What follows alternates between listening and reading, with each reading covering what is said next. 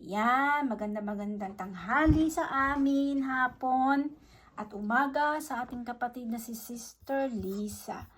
Ayan, Sister Susan. Hapon na din, lunch na rin sa kanila po. Ayan. So, lesson 27 na po tayo ngayon at pinamagatan ko po itong Salvation and Responsibility in the Church. Ayan. Salvation and responsibility in the church. Ano po? Ang key text po natin ay dalawa. At pwede pong pakibasa kung sino ang available sa inyong dalawa. Kayo po ang magdesisyon. Sa book of 1 Corinthians, chapter 12 po kayo pumunta. Basahin niyo po hanggang mula verse 12 hanggang 27. Mahaba po ito. 1 Corinthians chapter 12 verses 12 hanggang 27. Ayan. Mauna po ba si Sister Lisa? Mamaya sa Hebrew si Sister Susan po. Ano po? 12 hanggang 27? Opo. Okay. Oo nga, sabi dito, okay na, sabi dito, for as the body is one and has many members, but all the members of that one body, being many, are one body, so also is Christ. For by one Spirit we were all baptized into one body, whether Jews or Greeks, whether slaves or free, and have all been made to drink into one Spirit. For in fact, the body is not one member, but many. If the foot should say, because I am not a hand, I am not of the body, it is therefore not of the body. And if the ear should say, because I am not an eye, I am not of the body, is it before not of the body? Is it therefore not of the body? If the whole body were an eye, where would be the hearing? If the whole were hearing, where would be the smelling? But now God has set the members, each one of them, in the body, just as He pleased. And if they were all one member, where would the body be? But now indeed, there are many members, yet one body. And the eye cannot say to the hand, I have no need of you, nor again to the head, nor again the head to the feet, I have no need of you. No, much rather those members of the body which seem to be weaker are necessary. And those members of the body which we think to be less honorable, on this we bestow greater honor. And our unpresentable parts have greater modesty, but our presentable parts have no need. But God composed the body, having given greater honor to that part which lacks it, that there should be no schism in the body, but that the members Amen. But that the members should have the same care for one another. And if one member suffers, all the members suffer with it. And if one member is honored, all the members rejoice with it. Now you are the body of Christ, and members individually. And God has appointed these in the church: first, apostles; second, prophets; third, teachers; after that, miracles; then gifts of healings, helps, administrations, varieties of tongues. Are all apostles? Are all prophets? Are all teachers? Are all workers of miracles? Do all have gifts of healings? Do all speak with tongues? Do all interpret? But earnestly desire the best gifts, and yet I show you more excellent way. Amen. Amen. Amen po. Salamat po, no?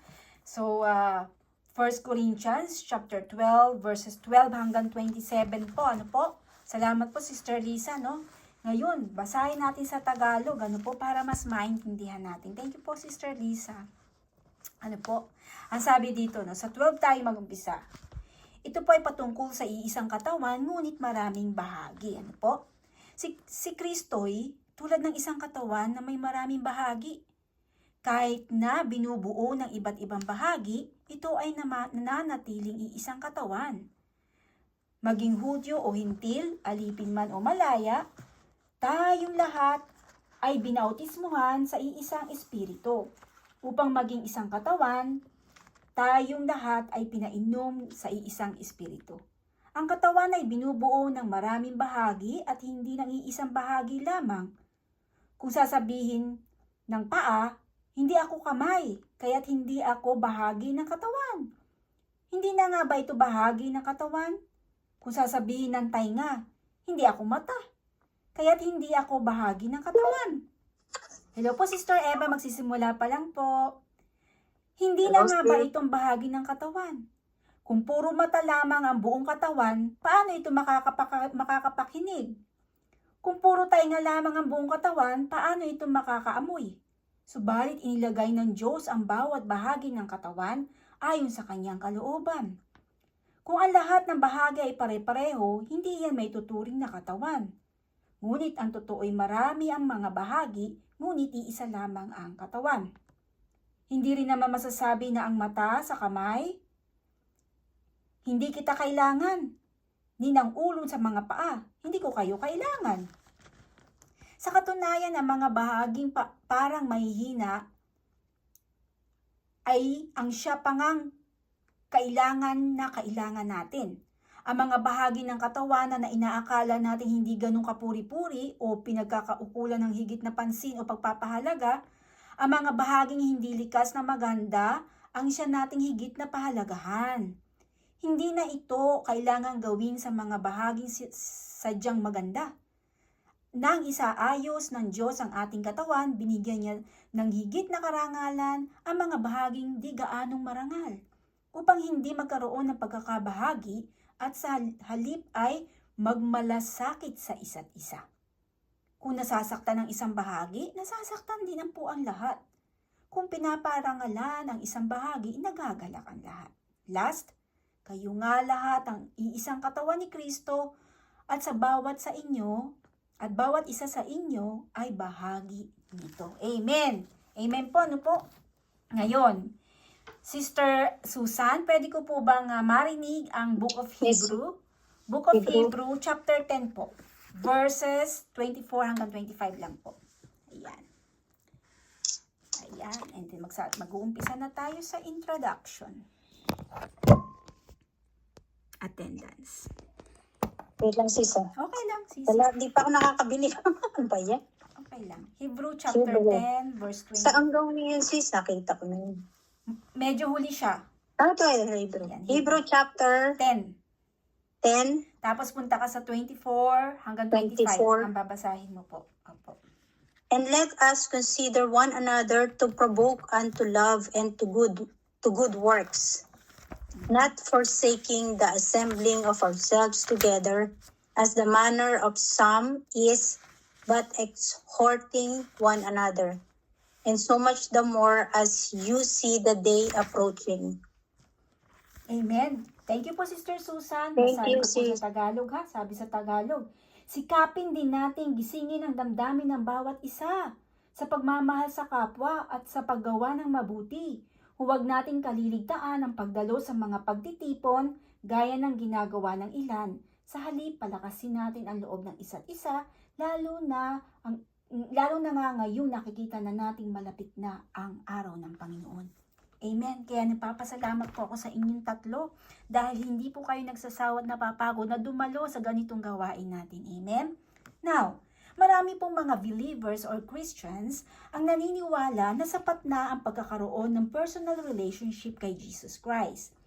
Totoo na ang kaligtasan ay personal, hindi po ba? Individual, hindi po ba? Ngunit ayon sa Bible, ang kaligtasan ay hindi hiwalay sa community. Amen? Ito, community po ito Small community. Kapag tayo ay naligtas, hindi lamang tayo iniligtas mula sa kasalanan, hindi po ba? tayo rin ay isinama sa isang buong family ng iglesia. Ibig sabihin ng iglesia, community din, itong samahan. Na siyang katawan ni Kristo. Katawan po kasi tayo ni Jesus Christ. At si Jesus Christ po ang tinuturing nating head of the body. Amen? Now, may mga mahalagang tanong, ano po? Paano natin tinitignan ang ating mga sarili bilang bahagi ng iglesia o bilang bahagi ng ganitong community? Isang option lang ba ito o isang tungkulin na bahagi ng ating kaligtasan? Yan ang tanong. Now, dumako tayo sa historical and cultural background. Sabi sa context sa 1 Corinthians chapter 12, yung nabasa kanina, si Sister Lisa, ang Korinto ay isang malaking lungsod sa panahon ni Apostol Paul. No po? Pangalan po kasi ito ng lungsod, Corinthians. No po? Corinto sa Tagalog. So, ito daw po isang malaking lungsod sa kapanahunan ni Apostol Paul na kilala sa kalakalan, culture at mga relihiyon. Ang iglesia doon or ang community doon ay binubuo ng mga tao mula sa iba't ibang antas ng lipunan. May mayayaman, may mga alipin, may mga Jews, may mga Gentiles, halo-halo po. Isa sa kanilang problema ay ang division at ang pride tungkol sa spiritual gifts. Iniisip ng ilan mga kapatid na mas mahalaga sila kaysa sa iba, which is mali po yun, ano po? Dahil ang Diyos ay fair. Wala siyang paborito. Kaya gumamit si Apostol Paul natin ng larawan ng katawan upang ipakita na lahat ng mananampalataya o tayo ay mahalaga. Mahalaga tayong lahat. Ang bawat bahagi, gaano man daw po ito kaliit, minsan nga hindi napapansin, ay may layunin po ito, may purpose ang bawat bahagi ng katawan, hindi po ba? Wala ni isa na pwedeng magsabi na hindi na siya kailangan. Amen? Dahil ang bawat isa po sa atin ay may purpose, sabi ni Lord, to glorify Him. At hindi pwedeng magsabi yung isa kay isa na hindi kita kailangan, hindi ka na kailangan dito. Hindi po pwede yun. No po? Masama po yun. No po? Yun po ay pride o pagmamataas. Sabi sa Hebrew kanina na binasa ni Sister Susan sa chapter 10, sa context na binasa niya, ang mga tumanggap ng sulat sa Hebrew ay mga Hudyong mananampalataya na dumaraan sa matinding persecution at social pressure. Nangyayari po yan ngayon, hindi po ba? Mga persecution against the Christians. Amen? Dahil dito mga kapatid, may ilan na tinutokso na bumalik sa dating relihiyon upang makaiwas sa hirap. 'Di ba? Pinipigilan sila na huwag sumamba ganyan sa Diyos, 'di ba? Kaya pinaalalahanan sila ng manunulat ng Hebrew, Book of Hebrew, na huwag pabayaan ang pagtitipon katulad nitong ginagawa natin. Kahit na makatanggap tayo mga kapatid ng mga opposes at persecution, tihinto po ba tayo? Matatakot po ba tayo? Halimbawa, nandito sila ngayon. No po? Na hindi tayo papakainin o papatayin tayo. No po? Tayo po ba hihinto? Ako po ay nakapag-desisyon na. Hindi po ako hihinto kahit nabarilin nila ako sa ulo. Mas gugustuhin ko pa pong mamatay na nagsisilbi sa Panginoon Diyos kaysa mamatay ng itanggi ko si Jesus Christ. Amen? Kaya tayo nagiging brave dahil kay Holy Spirit. Kasi alam natin na kahit mamatay ang katawan natin, alam natin na may buhay doon. Tayong pupuntahan. Diba? Ako talaga, dati takot po akong mamatay. Pero simula po nung naging activate si Holy Spirit sa puso ko, at talagang gusto ko po talaga maglingkod, mag-share ng Word of God, ipamalas ang Word of God, maging example tayo. Hindi na po ako takot. Totoo po yan. Praise God po, ano po? Sabi nga po kanina, ano po? Nakakatanggap ng persecution at social pressure kahit sa mga social media. Nakakatanggap ako ng mocking minsan. Hindi nga po minsan, madalas. Sasabihin pa, O sino naman ang Diyos na yan, no? Clown yan, ganyan, ano? Pero ang sinasabi ko, kapatid, sana, one day, magbasa ka ng Bible. Kung wala kang Bible, akin na yung address mo, bibilan kita sa Lazada. Kasi namimigay po ako ng Bible sa Pilipinas. Yan po ang aking isa pang evangelism na iniutos sa akin ng Panginoon for free sa mga walang Bible. Ano po? So dahil dito, may ilan na tinutukso na bumalik nga daw po, no? Kaya na tumalikod, no? Para makaiwas sa kahirapan. Kaya pinapaalalahanan tayo ng author ng Hebrew na to na huwag pabayaan ang ganitong pagtitipon. Nung unang panahon, sa panahon nila Paul, ang pagtitipon ay ginagawa sa mga bahay at madalas ay lihim po. Totoo po yan at nangyayari po yan hanggang ngayon sa China. Hindi po ba China is the country of communists, even North Korea? May mga ilan-ilan po dyan na Kristiyano. Even sa Nigeria, pinapatay. Ito lang, isang araw lang po. Nasa news, may mga binaril sa Nigeria, mga Kristiyano po. Napilit silang pinapatalikod. Pero ang ginawa nito mga Kristiyano nito, nanindigan sila sa kanilang pananampalataya, kaya binaril sila ng mga Islam. Ano po? Kaya maging matatag tayo mga kapatid. So, napaka-bless natin dahil walang umuusig sa atin na ganyan. Ang country, ang Amerika, ang Canada, free religion, hindi po ba? Free freedom of speech. Hindi na natin kailangan magtago sa kuweba para mag-aral ng Bible.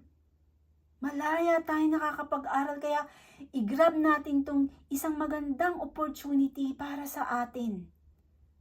Maraming mga kababayan sa ibang bansa na nagtatago pa sa kuweba, makapag-Bible study lang. Pero tayo, ito, isang click lang, online na agad. Diba ba? Kahit saan ka magbasa, sa train, sa restaurant, walang babato sa'yo. Yes, may magmamak, pero hanggang mak lang. Bihira lang yung sinasaktan ka talaga. Yung kay Charlie Kirk, ayun, pinatay nga siya. Kaya wag po tayong tatamarin. Ano po? Kaya nagpapasalamat po ako sa buhay ninyo mga kapatid. So, sa panahon nga nila, nagtitipon sila, ginagawa sa mga bahay at madalas ay lihim. Hindi pwedeng ilantad kasi papatayin sila. Ngunit, ito ang kanilang pinagmumulan ng lakas at katatagan. Kapag nahiwalay sa ugnayan ng ganito na fellowship or iglesia or community, mas madaling panghinaan ng loob at mahulog sa tukso. Totoo po yan. Subukan nating wag tayo mag-Bible study ng ilang linggo. Hindi po ba nakakapanghina ng ng pananampalataya natin? Parang wala na tayong alam, parang hindi kompleto na yung natin. Wala na, napapalayo na tayo kasi hindi na tayo nakakarinig ng Word of God. Yes, pwede tayo magbasa ng Bible, pero iba po ang fellowship, hindi po ba? Pagtitipon ng mga kapwa mananampalataya, nagpapalakasan, amen? Makikita natin na mula pa noong mga unang siglo, panahon nila Paul, malinaw na itinuro ng Bible na ang kaligtasan ay hindi dapat ihiwalay sa community ng mga believers. Ang bawat Christian daw po ay tinawag na maging bahagi ng katawan ni Jesus Christ. May mahalagang layunin, may mahalagang gagampanan tayo bilang mananampalataya. At may pananagutan po tayo sa isa't isa. Accountable po tayo sa isa't isa. Amen? Kasi ang isa, kapag nangihina na, dapat idadamayan po natin yung nangihina. Hindi po ba? Yun po ang accountable. Ngayon, pag-aralan natin ang tatlong pangunahing katotohanan tungkol sa ating buhay sa loob ng iglesia. Ibig sabihin sa loob ng community or ganitong pagtitipon. Amen? Number 1, we belong to one body. Nabanggit po yan kanina sa 1 Corinthians chapter 12 verses 12 hanggang 14. Hindi po ba nabasa ni Sister Lisa? Ginamit daw po doon ni Apostol Paul ang larawan ng katawan upang ilarawan ang isang komunidad or iglesia. Sinabi niya, for just as the body is one and has many members, and all the members are the body, though many are one body, so it is with Christ. Ibig sabihin nito, mga kapatid, Sister Eva, kahit iba-iba tayo ng personality, talento, at papel sa buhay, iisa pa rin tayong katawan ni Jesus Christ. Katawan tayo ni Jesus Christ. Siya ang ating head. Siya ang ating ulo ng iglesia. Amen? Ang parira lang, baptized into one body, sa talatang verse 13 po ito ng 1 Corinthians, ano po? Ito daw po ay tumutukoy sa espiritual na pagkakaisa natin sa pamamagitan ni Holy Spirit. Nagkakaisa tayo. Bakit? We have only one Spirit, hindi po ba? Lagi po yung ginagamit ng mga believers eh. Pagimbawa, si Sister Eva nagkaroon ng gustong Bible verse na talakayin, tapos ako din, binasa ko yung kagabi. Diba malimit po natin sabihin, ay, Sister Eva, pareho tayo, one Spirit, binasa ko rin yung kagabi. Diba? Kasi, one Spirit, nagkakaisa tayo sa Espiritu. Diba? Ibig sabihin, hindi ka ligtas na nag-iisa. Sa oras ng kaligtasan, isinama ka ng Diyos sa kanyang pamilya. Ano po? Ngayon, tungkulin mo ay lumakad sa ugnayan at pakikisama sa kapwa natin mananampalataya, sa iglesia, sa community, sa ganitong fellowship. Amen? Number 2, we have a role to fulfill. Sabi sa 1 Corinthians chapter 12, verses 18 to 21 at saka sa 27, yung binasa kanina ni Sister Lisa.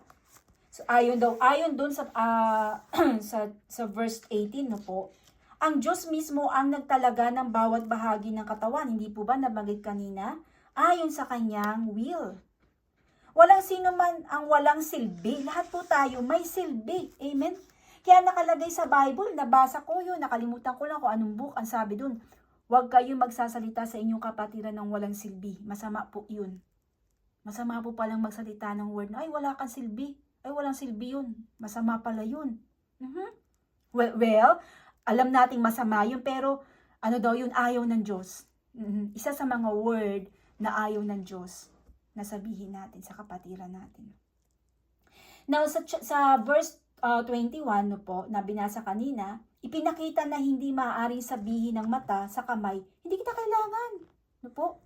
Kasi mata tsaka kamay laging, paano makakapagtanggal ng muta ang mata kung wala si kamay? Hindi po ba?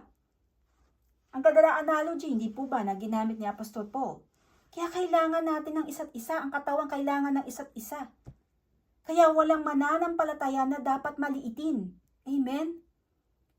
Now, sa verse 27 kanina, malinaw po doon na nakasulat na you are the body of Christ and each of one of you is a part of it. Amen?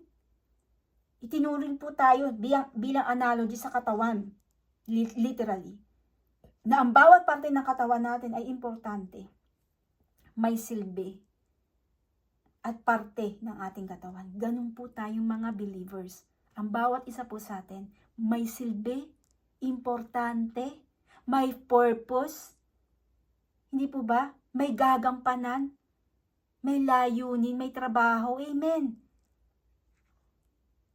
And sabi naman po sa number 3, sabi dito, we are responsible to one another. Ito po yung nabanggit kanina, no? Accountable po tayo sa isa't isa. Sabi sa binasa ni Sister Susan sa Hebrew 10:24-25, sa verse 24, ang sabi doon, tinawag tayong mag-udyok sa isa't isa sa pag-ibig at mabubuting gawa. Ang salitang spar ay nangangahulugang to stir up with intensity. Hindi ito simpleng encouragement, kundi intentional accountability. Amen? Sabi naman sa verse 25 kanina, sa Hebrew, chapter 10, binigyan diin ang regular na pagtitipon. Katulad itong ginagawa natin, regular na pagtitipon ito mga kapatid. Ang pananampalataya ay lumalakas sa ugnayan, sa pagtitipon. Amen? Hindi sa isolation. Walang isang mananampalataya na nag-iisa in Ireland na lumakas ang pananampalataya. Wala po. Kapag hiwalay sa iglesia or sa katawan, no? Madaling panghinaan na loob ang isang mananampalataya kasi wala siyang karamay. Ang pagtitipon ng iglesia ay kaloob ng Diyos para sa ating lakas at pananagutan. Parang isang piraso ng uling na inalis sa apoy at agad itong nawalan ng init. Kasi hiniwala yung uling dun sa marami, sa fire pit or sa bonfire. Mamamatay talaga yung apoy ng isang uling na inalis.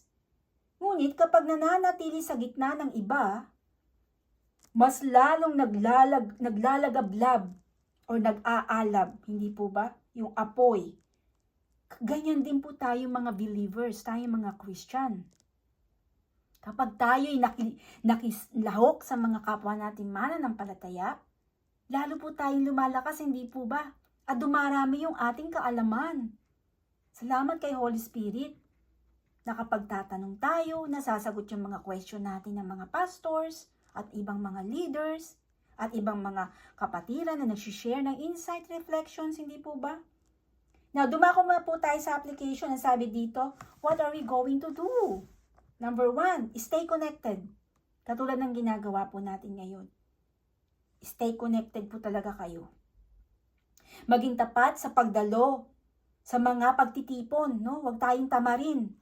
Sunday service, small life group, no po, prayer meeting, etc. Bible study nakalagay dito, no? Fellowship.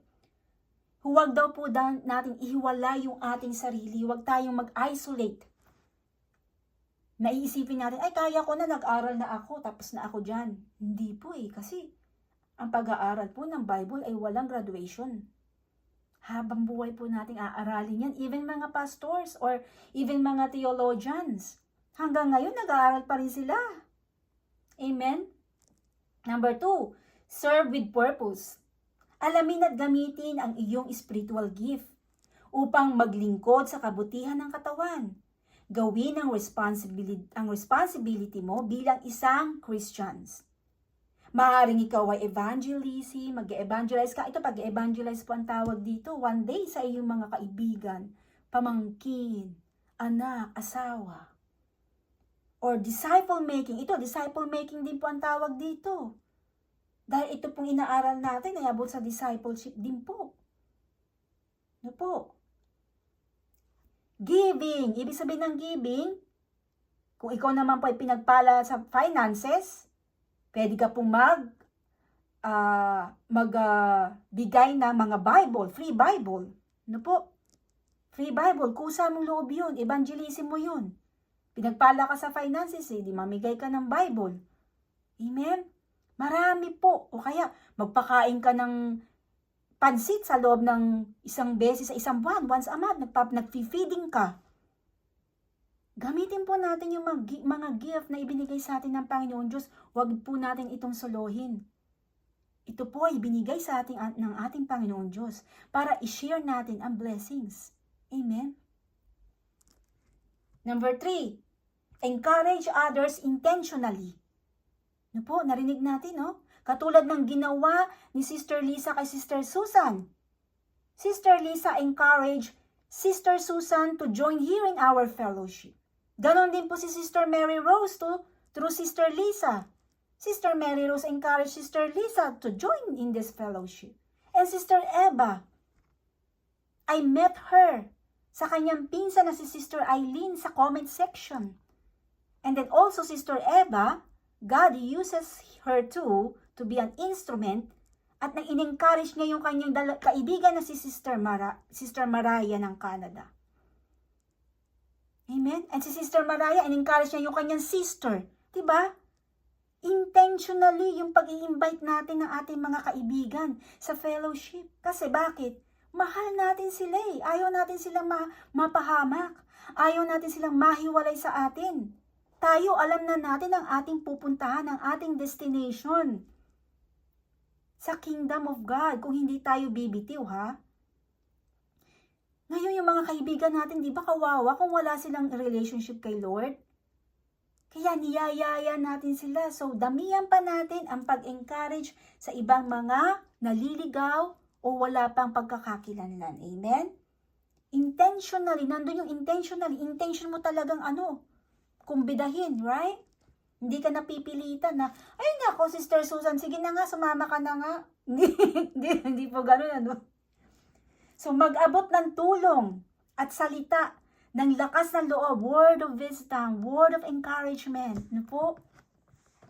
Lalo na sa mga nalalamig na mga believers na biglang natiwalag or minsan biglang lumamig, hindi na naging active, or mga dumaraan sa pagsubok. Diba? May mga kaibigan tayo, nakikita natin umiiyak, hindi na daw nila alam ang gagawin. Yayain natin sila. Give them a word of encouragement. Gamitan natin ang word of God, sabi ni Lord sa Jeremiah 29:11, ganyan, no? Sabi sa John 3:16, mahal ka ng Diyos. Halika, makinig tayo ng word of God at gagaan ang loob mo. Yan ang mga word of encouragement. Now, dumako na tayo sa conclusion, matatapos na tayo. Sabi dito, ang kaligtasan ay hindi lamang personal na karanasan, kundi panibagong pagkakakilanlan sa isang espiritual na family. Ano po? Tayo po ay family in spiritual, hindi po in blood, in spiritual. Kaya tinatawag natin ang isa't isang sister. Sister Lisa, Sister Susan, Sister Eva, kasi we are sisters in Christ. Right? Mga anak tayo ng Diyos. Nakalimutan po ba natin na one time inaral natin, hindi po lahat ng tao dito sa lupa ay tinuturing ng anak ng Diyos. Amen? Nakalagay sa Bible, ang itinuturing at tinatawag lang na pong anak ng Diyos ay yung nananampalataya at sumusunod sa kanyang mga salita. Amen? Huwag tayong maging mix, ha? Na akala natin ay anak ka rin ng Diyos. No? Pero hindi naman siya nananampalataya kay Jesus Christ, hindi siya naniniwala. Hindi siya anak ng Diyos. Yes, ginawa siya ng Diyos. Lord created him, created her, but he is not a child of God. Kasi he don't believe in Jesus Christ as our Lord and Savior. He don't do God's will. Amen? So, sa Korinto, sa lugar ng Korinto, ipinakita doon ni Apostol Paul na lahat ng mananampalataya ay kabilang sa katawan ni Jesus Christ. At walang puwang para sa pagkakabahabahagi o pagmamataas. Hindi po tayo pwedeng magmataas na, ay nako, ako mata ako, ikaw kamay ka lang, mas mataas ang posisyon ko sa'yo. Ganon, naget po ba natin ibig sabihin dito ni Paul? Halimbawa, sa Kristiyano, ay nako, Sister Eva, mas marami akong alam na Bible sa'yo. Ako matagal na akong Kristiyano. Hindi po ganun.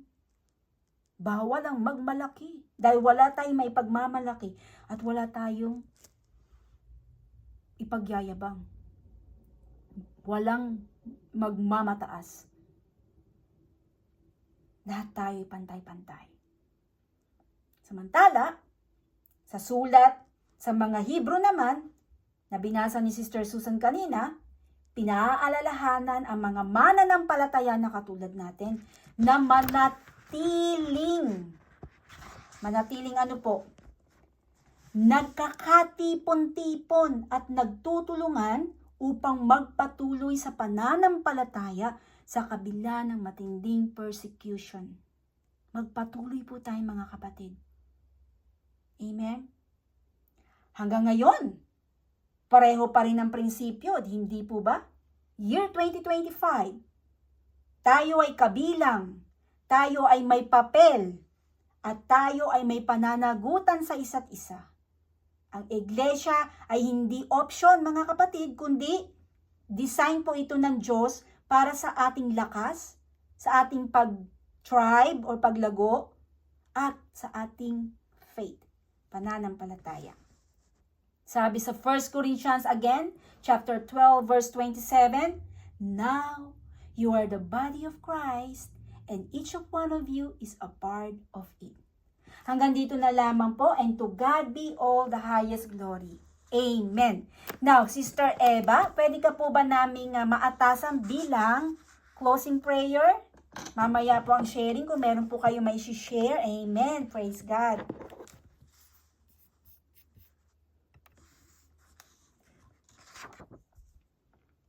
Sister Eva, busy ka po? Pwede ka po ba mag-closing prayer na po?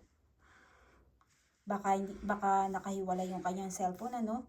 Sige, si Sister Lisa na lang po ang mag-closing prayer. Sige po, Sister Lisa. Bababa daw siya. Bababa? Hello sis. Sorry, nasa taas ako. Ay, pasensya na, hindi ako nakatingin sa Amo. GC. Okay.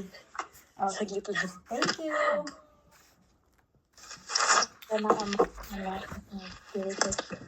Okay sis. Okay. Amen.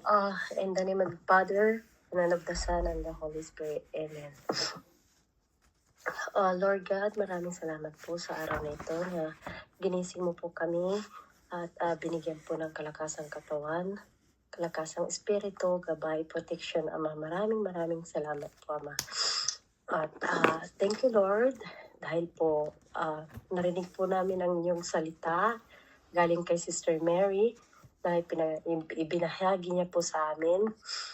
At maraming salamat po, Ama, dahil po sa kanila ay may natututunan po kami kahit hindi po lagi ang aming ang aking pag-atin sa gawain ito, Ama. Maraming salamat po.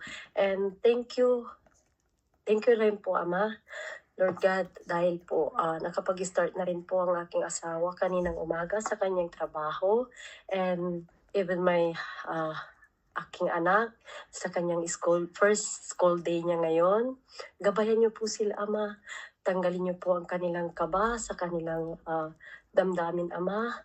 I-guide niyo po sila, Ama, sa kanilang dapat gawin. Kayo po ang kanilang kalakasan, Ama. At ganoon din po sa aking anak na babae na sana po matanggal niya ang kanyang laging sinasabing nahihiya sa school nila. Kasi first time niya, bali 2 weeks lang po sa kanyang school. Gabayan niyo po sila lagi, Ama. Sana po makasama ko na po silang tuluyan, Ama. Kasi hanggang ngayon, malayo pa po ako sa kanila. At ganun din po sa bawat pamilya ng aking mga kapatiran dito sa online service na ito, Ama. Gabayan niyo din po ang kanilang mga pamilya, saan man sila magpunta, ano man po ang kanilang mga gagawin. Kayo po ang aming guide, kayo po ang aming daan, kayo po ang aming ilaw, Ama. Salamat po sa paggabay lagi, Ama. At patawarin niyo po kami, Ama, sa aming mga kasalanan. Kung ano man po yung mga kasalanan na nagagawa namin, Ama. Ipuin niyo po ang mga puso't isipan namin, Ama. I-guide niyo po kami. At tulungan niyo po kami, Ama, na maging tuluyang mabago ang aming mga makasariling pag-uugali or hindi magandang pag-uugali, Ama. Ituwid niyo po kami, Ama. At gabayan niyo rin po ang aming mga pamilya sa Pilipinas, Ama, o kahit saan mang sa sulok ng mundo, Ama, kung nasaan po ang mga pamilya namin, Ama. At itouch niyo din po ang mga puso't isipan nila, Ama. At ganun din po ang mga nakaupo sa government, Ama, na sana po gawin nila ang kanilang mga trabaho, gawin nila ang tama na sa kanilang trabaho, Ama, na hindi sila maging sakim sa lahat ng mga ginagawa nila. At ibinabalik ko po lahat ng mga kapurihan, Ama, sa inyo pong ngalan, Amang nasa langit, at sa inyo pong anak na si Jesucristo at ng Espiritu Santo. Amen po. Amen po, amen.